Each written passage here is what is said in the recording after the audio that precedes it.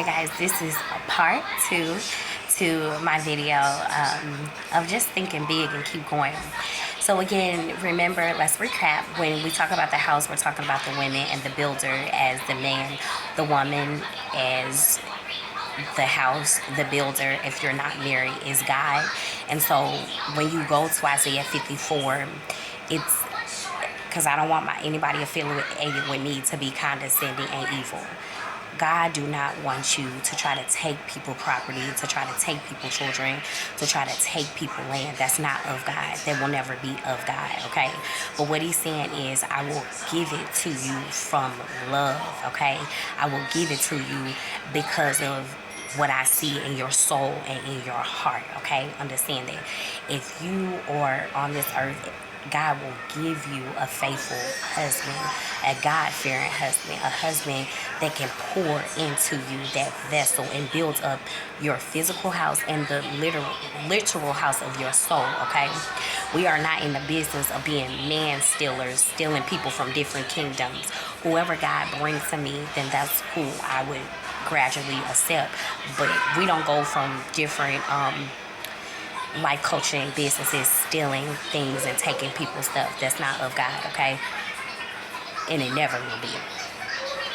It's not of God, spying, trying to take people's children.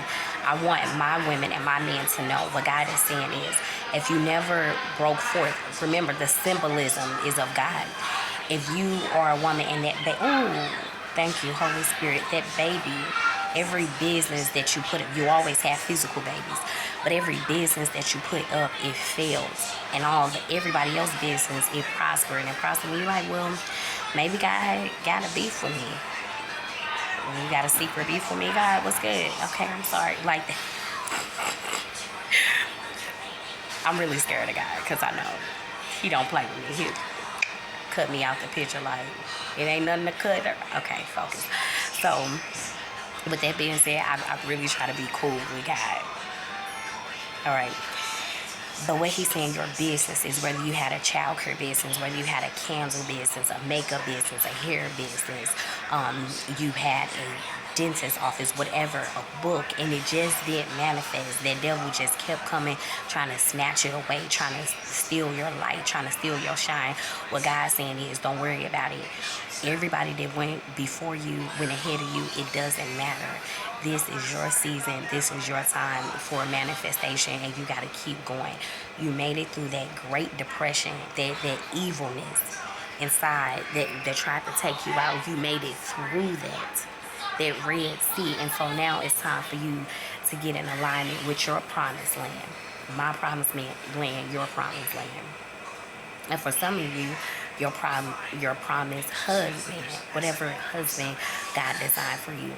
But if you never get married, understand in Isaiah 54, your Redeemer, your God is your husband. And it gives you a sense of purity, a sense of peace, a sense of purpose, a sense of passion. That you are in position to receive some of the greatest gifts anyone has ever manifested, well, anyone has ever seen on this earth. Or, thank you, correction, Holy Spirit, eyes have not seen, ears have not heard, nor have entered into the heart of man. And you can quote that in the Bible and see where it comes from. The blessings, what God has for you, is going to be unfathomable. How does that end?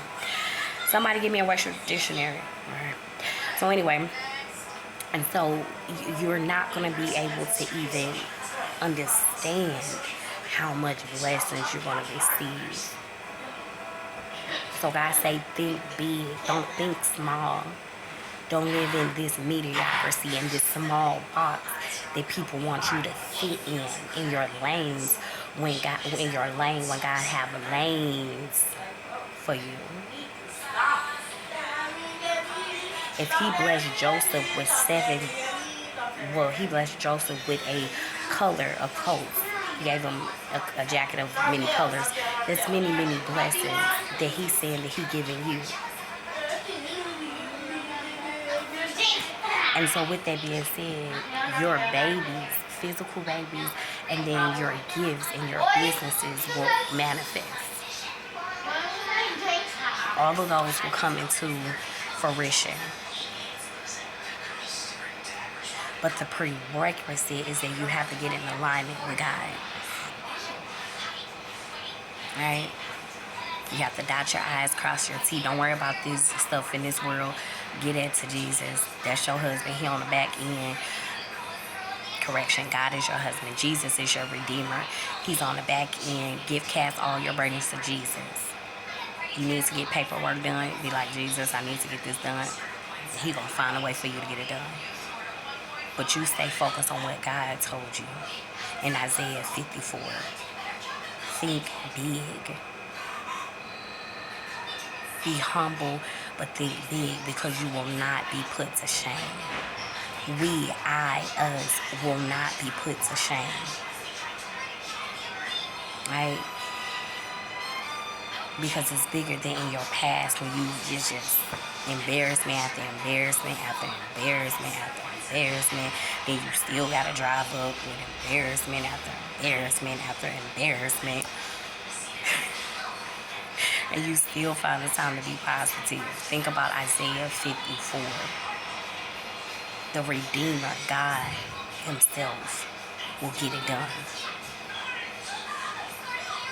So you go to the car shop. Okay, God, I want this car. And like even myself, go and say, here you go, Jesus. And you put yourself in that direction.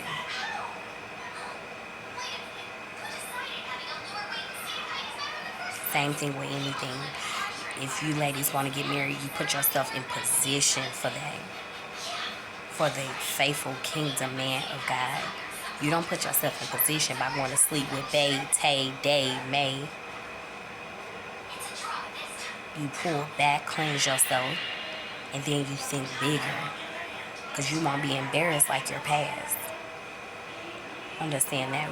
The last thing in Isaiah 54 that I want you guys to catch, a golden nugget, is that God Himself, now He's saying this through the word, He built the people, the smith, the blacksmith. He built the people that was supposed to come. He made the people that's supposed to come and try to talk about you, that's going to try to destroy your marriage or your ministry. He allowed them to do that. That's basically what He's saying. He knew that lady was going to try to set you up for you to get a divorce. He knew that man was going to try to set you up for you to try to move out of your house. He encouraged, not encouraged them, but he know they was going to do it. But what He's saying, it did not prosper because it still worked for your good. And anybody that continue to rise up and lie on you will be condemned. So just know, when you out here and you're doing the best that you can, you can't be so caught up with what people say or think that you know is a lie. Because they will be handled in due season. You just keep going forward, all right? So you heard it from your certified life coach, Jess Lovely, Isaiah 54. Go find those golden nuggets and go pray about this word. God bless.